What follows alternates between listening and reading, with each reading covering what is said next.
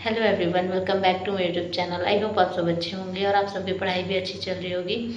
तो आज मैं आप लोग से शेयर करने वाली हूँ अपना रूम टूर। बाकी स्टडी का भी बात करेंगे, लेकिन नेक्स्ट वीडियो जो होगा इस हॉस्टल के बारे में होगा और कहाँ पे इसका लोकेशन है, कितना रेंट है और एडवांस वगैरह का क्या सिस्टम है, A to Z मैं किसी नेक्स्ट वीडियो में शेयर करूँगी और लोकेशन भी मैं बता दूँगी और हॉस्टल का नाम भी बता दूँगी, वो नेक्स्ट वीडियो में। लेकिन चलिए अभी अपना रूम टूर स्टार्ट करते हैं। तो रिकॉर्ड करने के लिए मैं सबसे पहले सीढ़ी पे आई थी और मेरा ये फर्स्ट फ्लोर पे रूम है।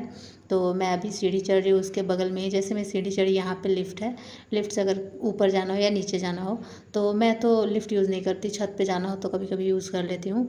और एकदम सीढ़ी के जस्ट सामने मेरा रूम है और ये मैंने ओपन किया। देखो मेरी रूम पार्टनर रहती थी तो वो बहुत सारा चीज़ छोड़ के चली गई है, तो मैंने फिर उसको क्लीन भी नहीं कराया है, क्योंकि जब वो गई थी मुझे लग रहा था कि वो वापस आएगी, लेकिन वो नहीं आई।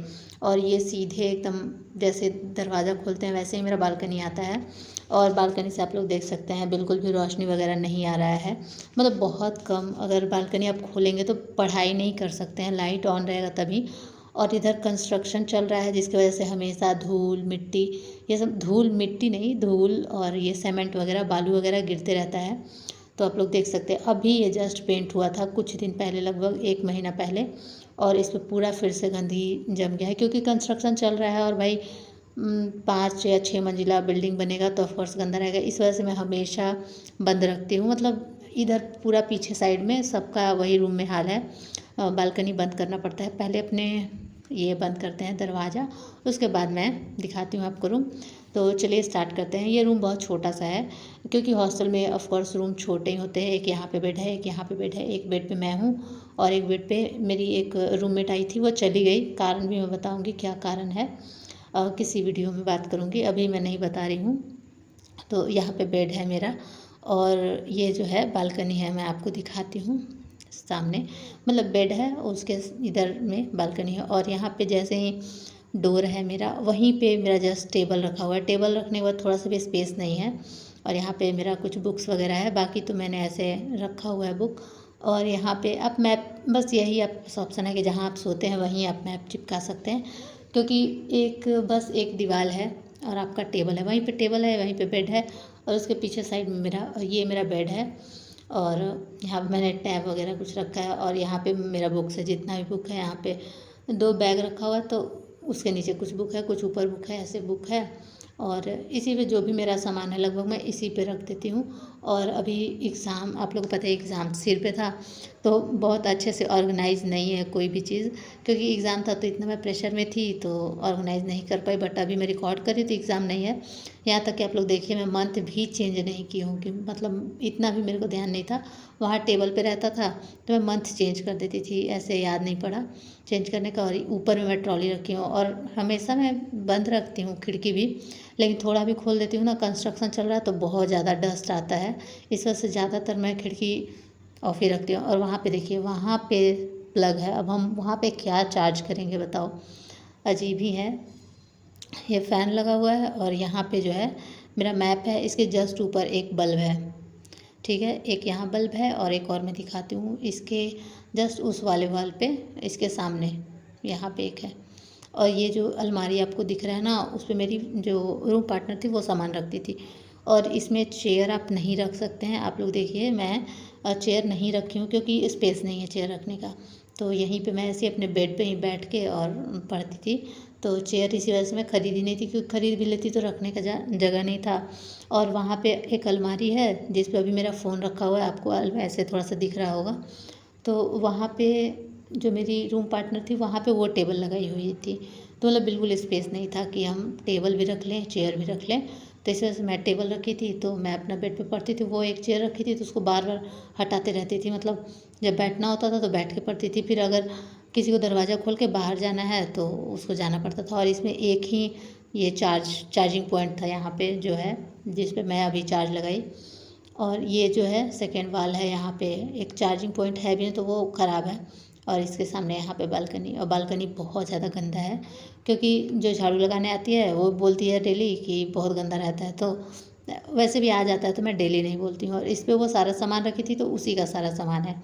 मतलब जितना भी है उसको जो छोड़ना था रूम में छोड़ के चली गई। मैं उतना ध्यान नहीं दी कि मेरा एग्ज़ाम था, तो मैं सोची कि छोड़ो ये सब, मैस मेरा तो सही है ना, एक साइड मेरा क्लीन है, मुझे मतलब गंदा नहीं है उस साइड भी, बस यही प्लास्टिक वगैरह और जो रैपर है बॉटल वगैरह छोड़ के चली गई है। तो और आज क्या हुआ है मेरे साथ, इतना पता नहीं, मेरे से मिस्टेक नहीं हुआ है, बट पता नहीं क्या चल रहा है, कुछ समझ में नहीं आ रहा है यहाँ पे।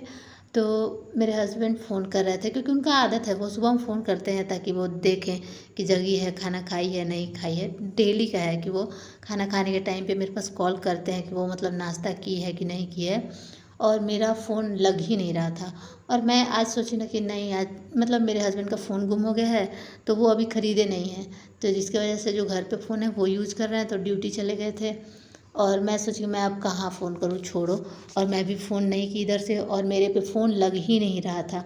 उधर से वो बोल रहे हैं कि मैं 50-60 बार किया हूँ, तुम्हारा फ़ोन ऑफ बता रहा है, जैसे मेरा चोरी हो गया तो मुझे लगा कि तुम्हारा भी फ़ोन चोरी हो गया है। फ़ोन लग ही नहीं रहा था, ऑफ बता रहा था, ये नहीं बता रहा था कि नेटवर्क क्षेत्र से बाहर है, ऑफ बता रहा है। मैं बहुत ज़्यादा परेशान हो गया। फिर वो मेरी दीदी के पास फ़ोन किए, तो वो फिर मतलब एक मेरी फ्रेंड यहीं पे रहती है पटना में, मेरे मतलब बगल ही में इधर ही रहती है।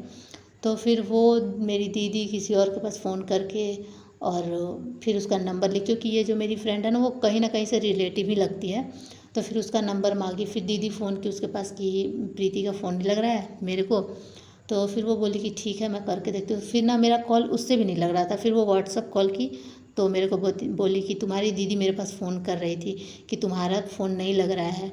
और फिर मेरे हस्बैंड हॉस्टल में फ़ोन किए थे। हॉस्टल में मतलब इतना कम से कम जिम्मेदारी होना चाहिए कि मतलब कम से कम बता दे, अगर उसके फैमिली को नहीं कांटेक्ट हो पा रहा है तो उसको रूम में आके देख लें कि मतलब क्या है क्या नहीं है। जब मैं खाना लेने गई हूँ रात में 8 बजे, तब वो मेरे को बता रही हैं कि तुम्हारे पति फ़ोन कर रहे थे क्या, तो बोले कि हाँ कर रहे होंगे, क्योंकि फिर मैं 3 बजे लगभग फ़ोन की हो। बताओ वो मतलब औरत कैसी है, मतलब कैसे लोग हैं हॉस्टल के, कि मतलब मेरे हस्बैंड उनके पास 12 बजे फ़ोन किया और रात को 8 बजे मेरे को वो बता रही हैं। इतना मेरे को उसका गुस्सा आया ना, बोले कि आपका जिम्मेदारी है कि अगर किसी के पेरेंट्स फ़ोन कर रहे हैं तो आपको बताना चाहिए, नहीं कि इग्नोर करना चाहिए। तो बोल रही हैं कि पढ़ने के लिए भेजे हैं तो इतना क्या थी करना है। तो भाई किसी के भी पेरेंट्स से मान लो वो 8 बजे फ़ोन करते हैं और तुमसे 12-1-2 बजे तक बात नहीं होता है उसका, तो वो ऑफकोर्स घबराएंगे, क्योंकि अभी जैसा माहौल चल रहा है कहीं का भी लड़कियों के लिए सेफ़ नहीं है। तो कोई भी जो आपके फैमिली है पेरेंट्स है वो तो सोचेंगे कि पता नहीं क्या हो गया, फ़ोन क्यों नहीं उठा रही है। डेली तो फ़ोन करती भी थी उधर से भी और इधर से भी, हम करते थे तो रिसीव करती थी, क्यों फ़ोन नहीं लग रहा है, किसी के भी पेरेंट्स घबरा जाएंगे। तो वैसे मेरे हस्बैंड घबराए हुए थे, तो वो कॉल किए और वो बताई नहीं। मतलब मैं 8 बजे गई खाना खाने, तब बता रही है कि तुम्हारे हस्बैंड फ़ोन कर रहे थे क्या, तुम्हारा ही नाम प्रीति है। बोले कि हाँ। फिर मैं उनको सुनाई थोड़ा, और फिर मैं आई, फिर हस्बैंड को बताई कि अभी बताइए, बता रही है वो कि कॉल आया था तुम्हारा। जब हॉस्टल ज्वाइन करना होता है ना, तो इतना सारा रूल रेगुलेशन, ये सेफ्टी है वो सेफ्टी है, ये वो बहुत सारा करते हैं लोग। लेकिन जब आप हॉस्टल में आ जाइएगा ना, तो उसका कोई फिर किसी को कोई मतलब नहीं रहता है। मेरा फ़ोन नहीं लग रहा था, जिसकी वजह से हस्बैंड दीदी के पास फ़ोन कर दिए थे ताकि दीदी मेरी फ्रेंड से पूछ के और बता सके। और 3 बजे तक लिटरली मेरी दीदी और मेरे हस्बैंड खाना नहीं खाए हैं। और फिर उन लोग प्लान कर रहे थे कि पता नहीं हॉस्टल से भी कोई रिस्पांस नहीं आ रहा है और उसका तो फ़ोन लग ही नहीं रहा है, तो अब हम लोग चलते हैं पटना, देखते हैं क्या बात है, क्यों फ़ोन नहीं लग रहा है। हॉस्टल वाले भी कुछ नहीं कह रहे हैं, उन लोग को तो पक्का ऐसा लग रहा था कि कुछ हो गया है।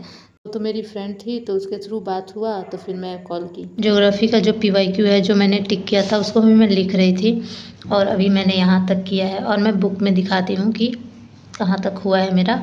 अभी मैंने ये क्वेश्चन किया है कि निम्नलिखित में से कौन सा घुमक्कड़ नहीं था, जनजाति, तो मैंने टिक किया है और मैं आपको बुक में दिखाती हूँ। तो ये रही वो बुक, इतना मोटा सा है, और अभी मैं ये क्वेश्चन कर रही थी।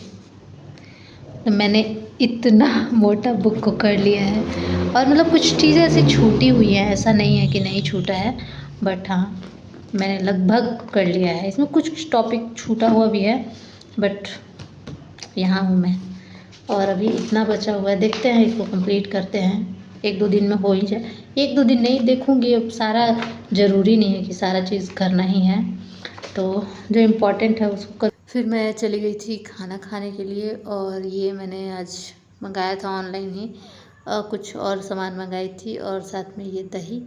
और फिर मैं खाना खाई, तो आज के लिए इतना ही, बाय।